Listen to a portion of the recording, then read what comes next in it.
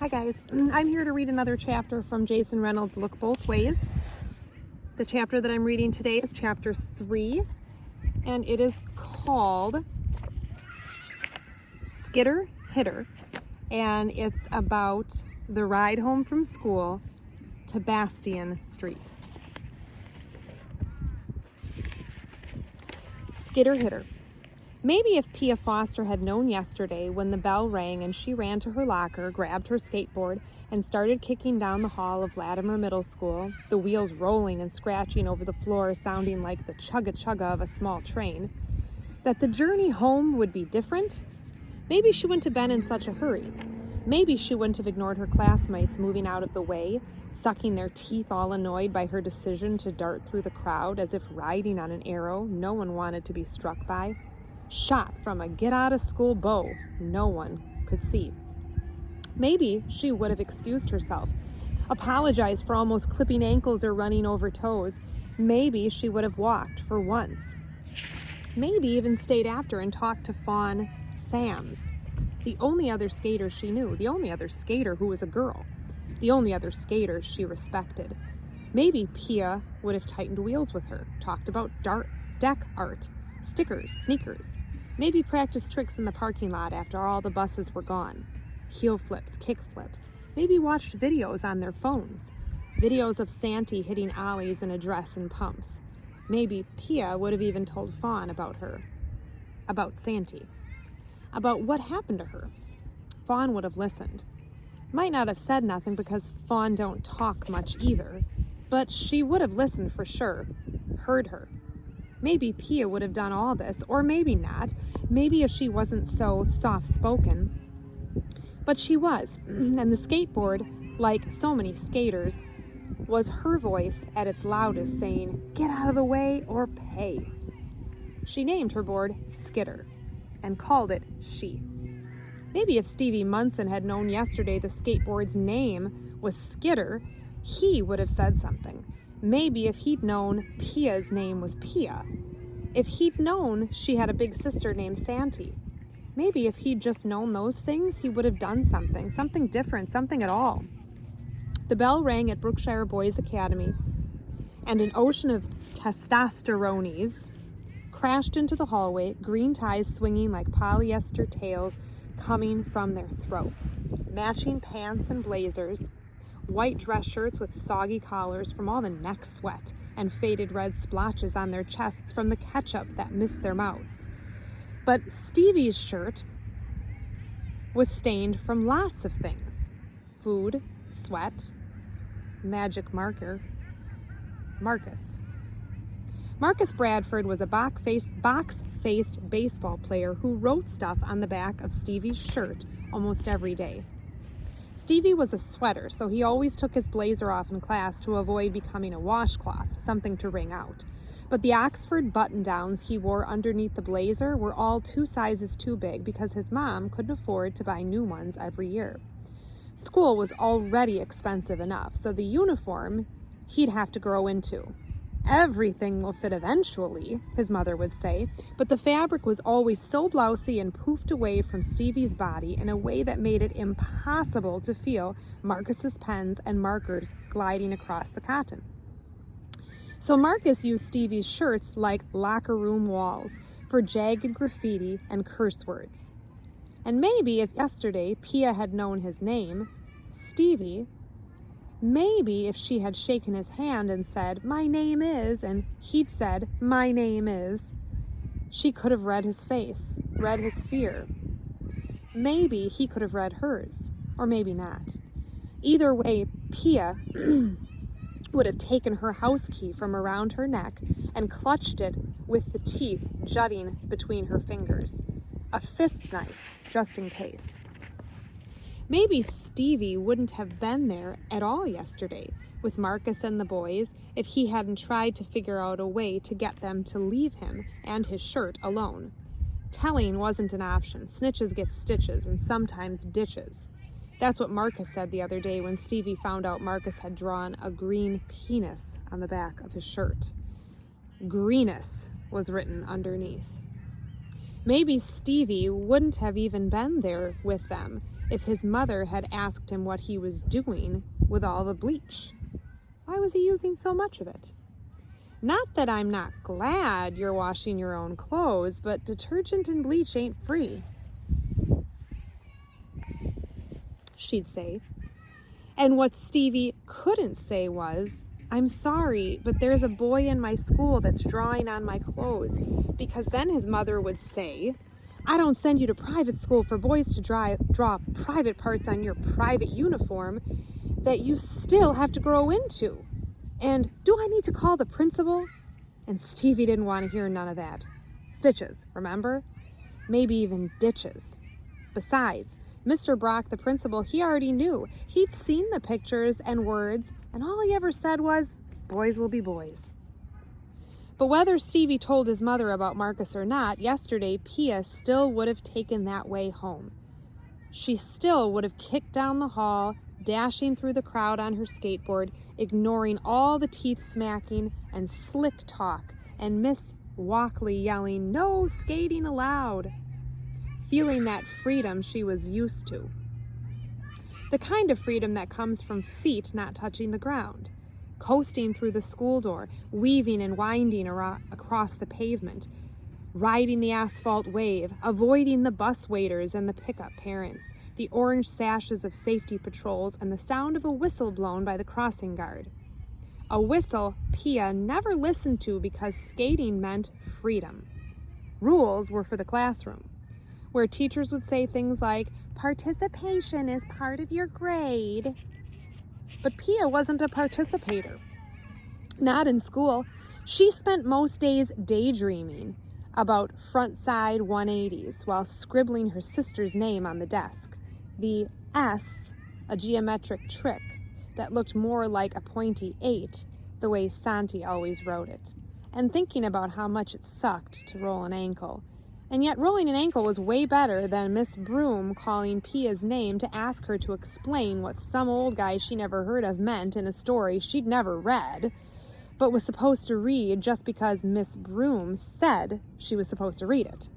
Pia was always ready to go, to cut into the wind and float down Portal Avenue toward Bastion Street, pit stop at the skate park, skate down Santi's sidewalk, roll toward home. Stevie was never ready to go, because to go meant to get got by Marcus and the boys. There was one time they grabbed Stevie by the tie and yanked it so hard that his neck was sore for a week. They called it snatch the tail off the donkey. The triangle knot that had been pulled so tight that undoing it was like trying to unravel a rock. So he cut it off, buried it in the bottom of his backpack, a dead fabric snake. Told his mother he lost it, and she lost her mind. I don't send you to a private school for you to lose ties. I send you there for you to be able to make them one day, she yelled.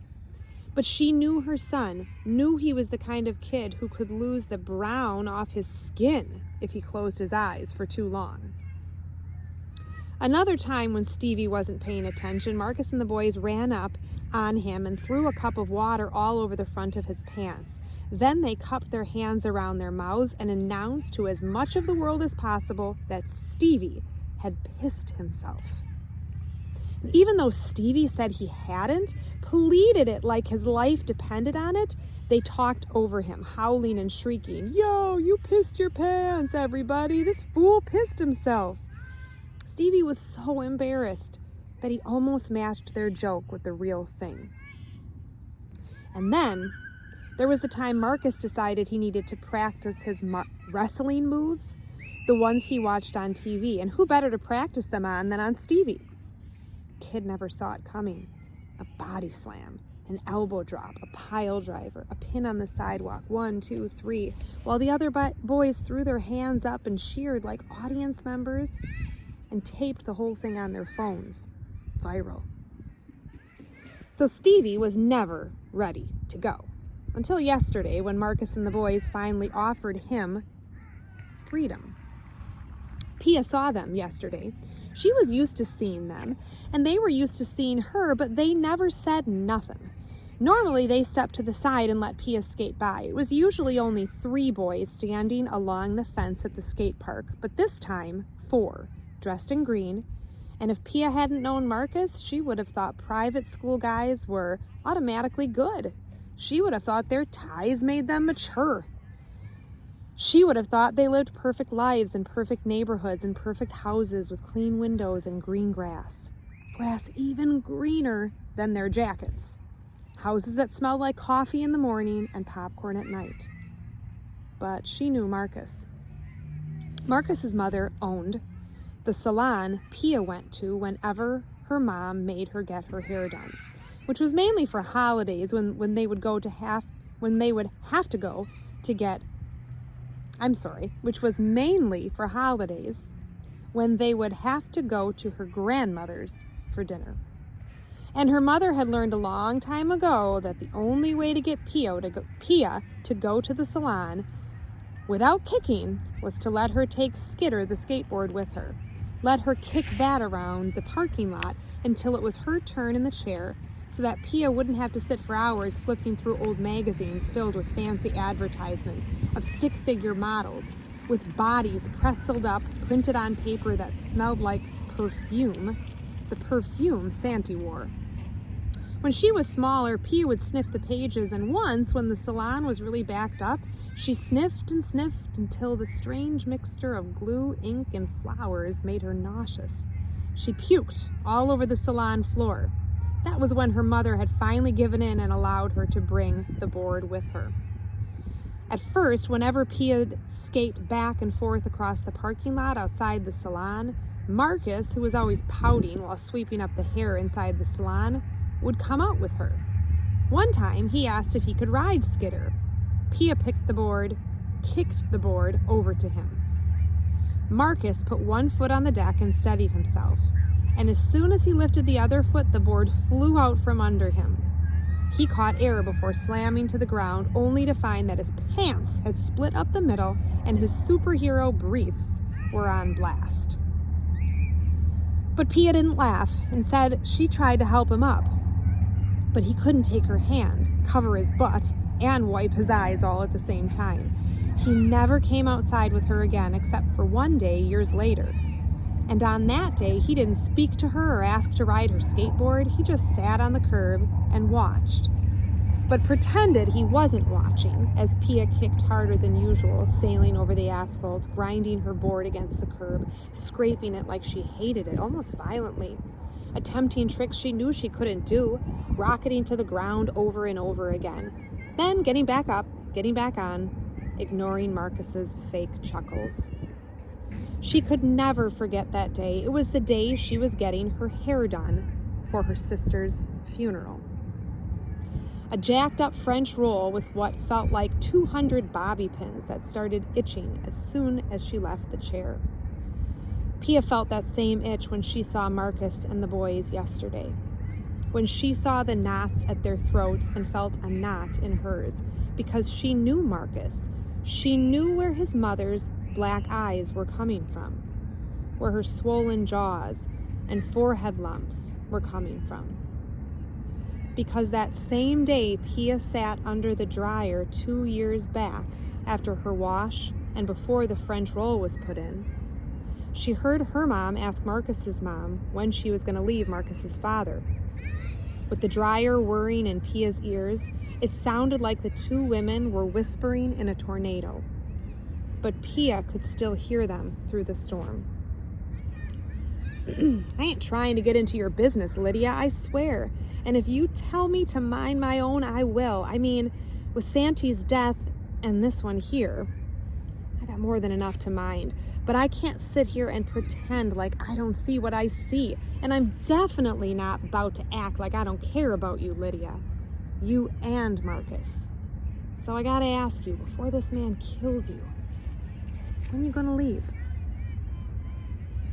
When Stevie realized yesterday that the girl skating down the street was going to be a target, and that target would be the ticket to him being left alone by Marcus and the boys, accepted as one of them, he got nervous, nauseous. What we doing? He choked on his words. Just playing a game, Marcus said, grabbing Stevie's shoulder like a baseball to be fastballed to Pia. But Stevie had a curveball in mind. Told Marcus he wouldn't do anything to her. I don't want you to do nothing to her, Marcus scowled. Just take her skateboard, that's all. The boys lined up, became a wall on the sidewalk, and Pia thought about hopping the curb to go around them, but knew better than to skate into oncoming traffic. She'd cut it close before, too scary. So Pia reluctantly put a foot down, dragged her sneaker around the concrete to slow down, then stomped the back of the skateboard, flipping it up into her hand. "Excuse me," she said politely to Marcus. "Excuse you," he said back, puffing his chest. Pia never looked down, looked each boy in the face. Each of them looked back except for one, the new boy, Stevie. He looked everywhere else. To the left, to the right, up and down, anywhere but at her. "Let me borrow your board?" Marcus said, "just for a second. My man been working on a trick and he wanted to show us." Marcus nudged Stevie. "He don't look like he skate," Pia said, sizing Stevie up. "I bet he skate better than you." Marcus stepped toward her, yanking Stevie with him. Stevie looked like he was 2 seconds from vomiting the bones out of his body, leaving him as nothing but a skin suit lying on the sidewalk. Pia could smell Stevie, a punchy musk, stronger than the perfume in the magazines. He was sweating through his blazer. And before he could answer, Marcus reached for Skitter, grabbed the board, and yanked it. But Pia wouldn't release it. After a back and forth, Pia gripping the board with both hands, Marcus tried a different approach. He let go and Pia stumbled back but didn't fall. Balance. But Marcus was right there to do gravity's work, shoved her to the ground. The skateboard flew from her hands and skidded into the street where a car, horn blaring, rolled over it. "Oh," the boys howled as the wooden planks split, their stupid excitement splintering Pia's skin. It probably sounded a little bit more like, "Oh!" Almost like they thought it was funny or kind of exciting that her board was breaking. Her voice cracked, broken in half. She got up and ran, mind racing, thinking about Santi. Remember, that's her sister. Stevie chased behind her. Pia ran faster, thinking about Santi, how she was pushed off her board by a boy. Stevie stopped running. Pia ran home, thinking about Santi, how the boy was just mad Santi was a better skater than he was. Pushed her into the street, thinking about himself, oncoming traffic. Had Stevie known that's what it would take to be one of Marcus's boys, he wouldn't have come yesterday. Or maybe he would have, but he would have said something. He would have stopped Marcus. Why didn't he say anything?